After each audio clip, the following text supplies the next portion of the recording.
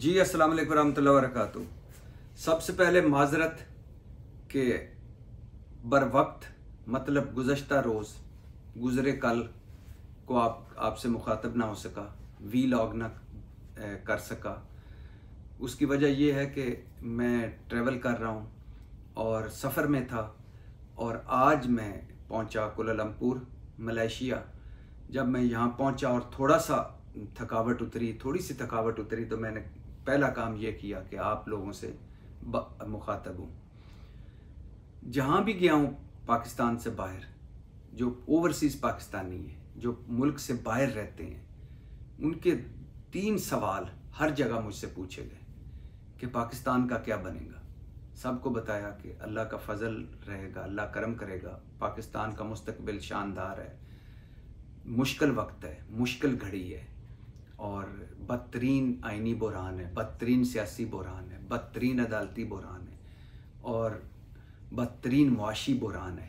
लेकिन इसके बावजूद अल्लाह फजल करेगा। 24 करोड़ का मुल्क है, लेकिन चूँकि ओवरसीज़ पाकिस्तानी जो हैं, वो मेरा ये मानना है कि वो हमसे ज़्यादा जो पाकिस्तान में रहते हैं ज़्यादा कंसर्न्ड रहते हैं मुल्क के बारे में, क्योंकि वो उन मुल्कों में रहते हैं, उन मुआशरों में रहते हैं जहाँ वाकई जमहूरियत है, जहाँ इंसानी हकूक़ हैं, जहाँ आइन और कानून की बालादस्ती है, जहाँ लोगों को इंसान समझा जाता है, इंसानों को इंसान समझा जाता है। और जब वो अपने मुल्क की बातें सुनते हैं, किस्से कहानियाँ सुनते हैं, केसों को देखते हैं, गिरफ्तारियाँ, मुकदमे, छितर, और हर चौथे दिन कोई जो पहले वाला पाक हो जाता है और अगला गुनहगार हो जाता है और फिर अगले चौथे 4 दिन बाद वो पाक हो जाता है और पिछले वाला गुनहगार होता है। ये चूहे बिल्ली का खेल देखते हैं तो वो बड़े हैरान होते हैं। तो उनको बताया कि अल्लाह फजल करेगा, मुश्किल वक्त है, गुजर जाएगा। दूसरा सवाल ये है कि तहरीक इंसाफ का क्या बनेगा, क्या वो इलेक्शन में इलेक्शन लड़ सकेगी और इलेक्शन जीतने की पोजीशन में है। तो सबको मैंने यही बताया कि कोई शक नहीं कि इस वक्त पाकिस्तान में वोट जो है वो है एंटी पीटीआई या हामी पीटीआई। लेकिन 9 मई के बाद पीटीआई अब उस पोजीशन में नहीं है जिस पोजीशन में वो 9 मई से पहले थी। और 9 मई 9/11 है पाकिस्तान का, एक शर्मनाक दिन है, स्याह तरीन दिन है, नहीं होना चाहिए था। यानी वो दिन है जो दुश्मन हमारे साथ ना कर सका, वो हमने अपनों के साथ कर दिया।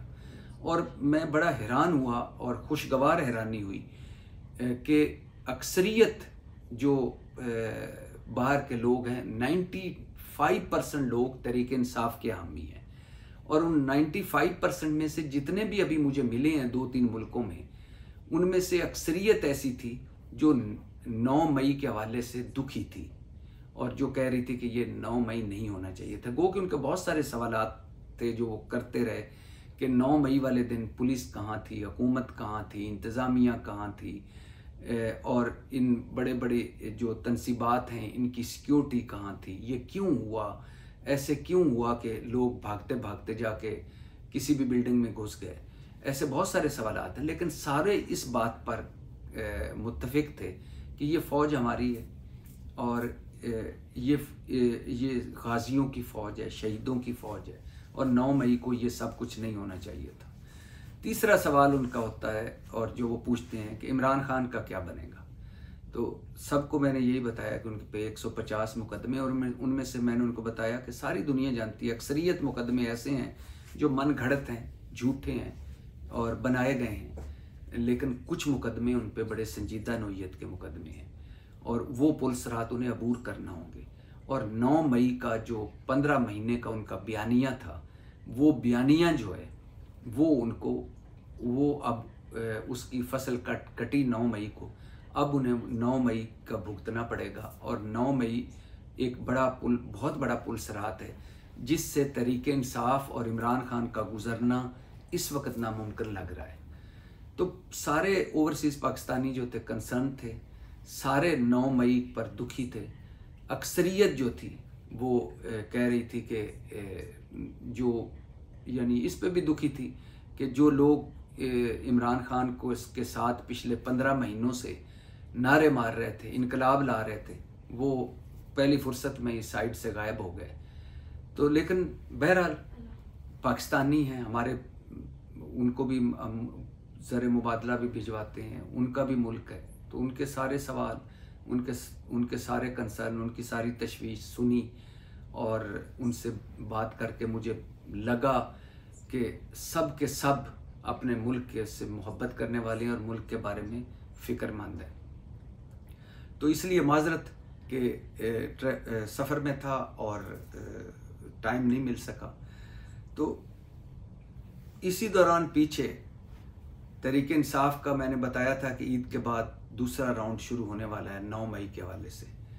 जैसे DGSPR ने अपनी प्रेस कॉन्फ्रेंस में 3 नुक्ते जो बयान किए थे, एक कहा था कि फ़ौज ने अपने अंदर एहतसाब किया है 9 मई के हवाले से, और 4 स्टार जनरल्स की फैमिलीज़, 3 स्टार जनरल को खुद और फौजी अफसरों को बरतरफ भी किया है, जिसमें 3 स्टार जनरल भी हैं, 2 स्टार भी हैं, और 4 स्टार और 3 स्टार और 2 स्टार जनरलों के ख़ानदानों को भी नहीं बख्शा गया, और इंक्वायरियाँ जारी हैं। और अगर हमने अपने अंदर ये एहतसाब किया और बेरहमी से किया है, ज़ीरो टॉलरेंस रखी है, तो बाहर भी ऐसे ही होगा। पहला ये मैसेज था।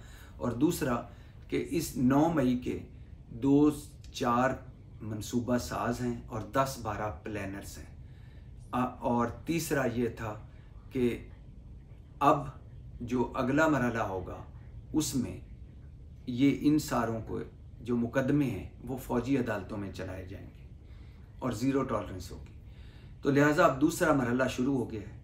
अब इस दूसरे मरहले में मैंने जैसे आपको बताया था गिरफ्तारियां भी होंगी, तहरीक इंसाफ हो सकता है मज़ीद टूटे, इमरान खान हो सकता है, अभी तक ये नहीं मुत्तफिक हुआ, सुना जा रहा है कि ऐसा तो इत्तफाक नहीं हुआ कि उनका मुकदमा चलता है फ़ौजी अदालत में या नहीं, लेकिन बहरहाल मुश्किल वक्त, मज़ीद मुश्किल वक्त उन पे आने वाला है। और इसके अलावा ये भी मैंने बताया था कि तहरीक इंसाफ मज़ीद टूटेगी, मज़ीद एक तरीके या तहरीक इंसाफ हकीकी या तहरीक इंसाफ नज़रियाती या तहरीक इंसाफ से निकल कर कोई एक जिसमें तहरीक इंसाफ ना हो, इंसाफ पार्टी हो या कुछ इस तरह का धड़ा बनेगा। उस हवाले से परवेज़ खटक साहब का मैंने बताया था।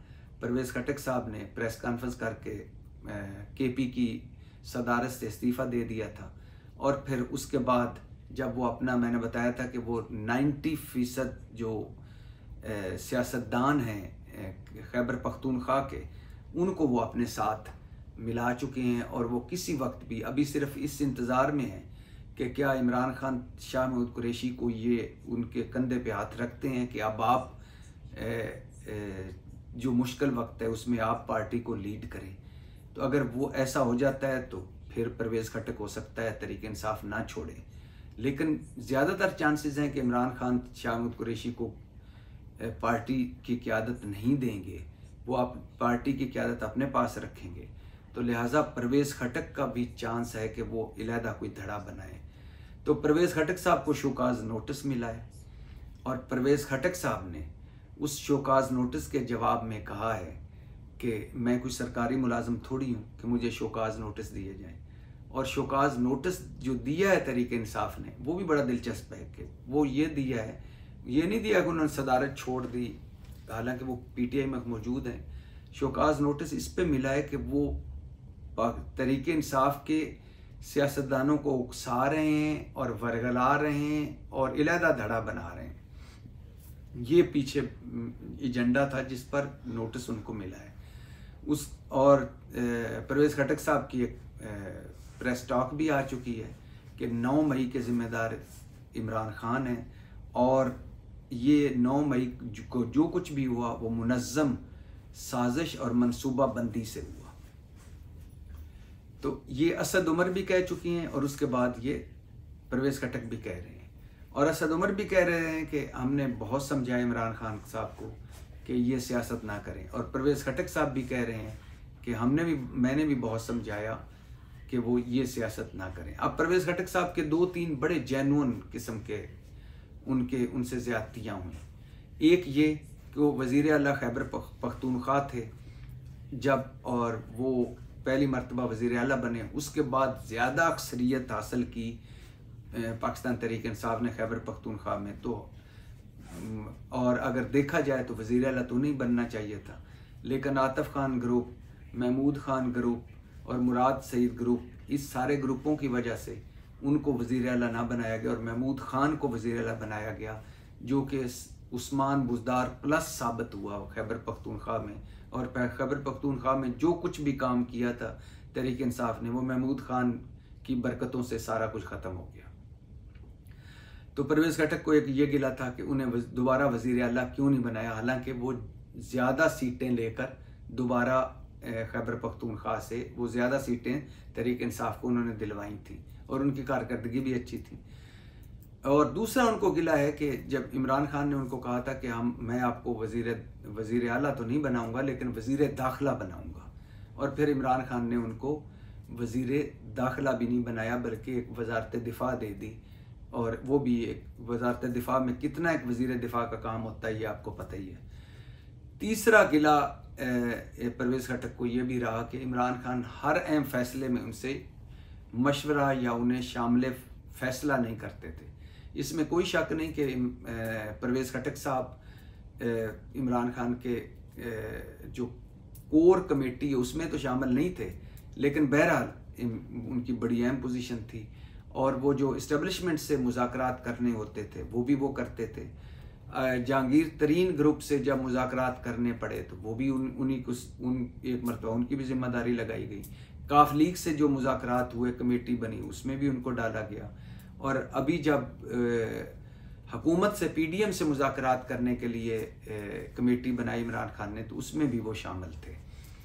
तो वो गिले तो उनको जेन्युइन थे, लेकिन परवेज़ खटक हो गए, असद उमर हो गए, ये वो लोग हैं जो तहरीक इंसाफ से जब ये हुकूमत में थे तो वज़ीर आला भी वो तहरीक इंसाफ के बने, परवेज़ खटक, असद उमर वज़ीर ख़जाना भी बने, मज़े लूटे इक़्तिदार के। और 14 महीने से 15 महीने से इमरान खान एक बयानिया चला रहे थे एंटी फ़ौज। तो परवेज़ खटक ने किसी वक्त भी, अगर उनको इख्तलाफ था कि इमरान खान को ये पॉलिसी इख्तियार नहीं करनी चाहिए, तो वो कभी भी पार्टी सदारत से इस्तीफ़ा दे सकते थे। कभी भी इमरान खान उनकी अगर बात नहीं मानते थे तो पार्टी से अलहदा हो सकते थे और कहते कि अब मैं इस पार्टी के साथ नहीं रहता क्योंकि मुझे लग रहा है कि ये पार्टी सही ट्रैक पे नहीं जा रही, ये फ़ौज के ख़िलाफ़ लड़ाइयाँ लड़ रही है और मैं ये नहीं चाहता।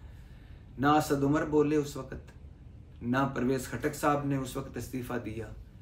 और जब 9 मई हो गया तो उसके बाद इन सारों ने अक्सरियत तो ऐसी थी जो जहांगीर तरीन ग्रुप में चली गई, इस्तेकाम में पाकिस्तान पार्टी में, और बाकी ये जो धड़ा है जो परवेज़ खटक का, ये अब सारे खैबर पख्तूनख्वा के सियासतदान मिलाकर अब अलहदा बैठे हुए हैं और सारे 9 मई का ज़िम्मेदार इमरान खान को ठहरा रहे हैं।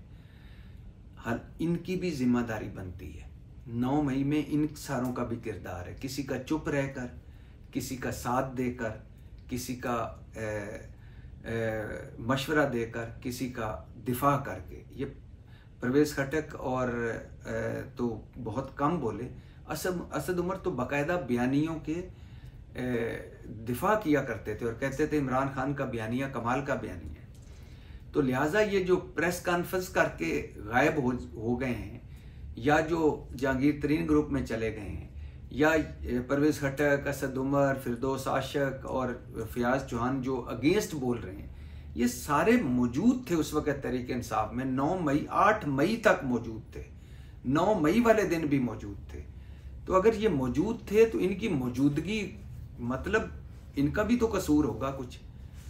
तो लिहाजा, लेकिन वो वही होता है सियासत, जिसके सीने में दिल नहीं है, आंखों में हया नहीं है, और जब मुश्किल वक्त आता है तो सारे गायब हो जाते हैं, जब चूरियां खाने का वक्त आता है तो सारे मजनू इकट्ठे हो जाते हैं। तो बहरहाल अभी कहने का मकसद ये है कि अभी परवेज़ खटक का धड़ा भी बनेगा, अभी किंग्स पार्टी और मजबूत होगी, अभी जहांगीर तरीन ग्रुप में और लोग भी आएंगे, अभी तहरीक इंसाफ पर मुश्किल वक्त और भी आएगा, अभी बहुत कुछ होना बाकी है, अभी बड़ी बड़ी गिरफ्तारियां होनी भी बाकी हैं, अभी बड़े बड़े केसों में ड्रामाई मोड़ भी आने वाले हैं। सीट बेल्ट बांध लीजिए, अभी बहुत कुछ होना बाकी है। और इलेक्शन से बहुत पहले बहुत कुछ होगा। पाकिस्तान जिंदाबाद।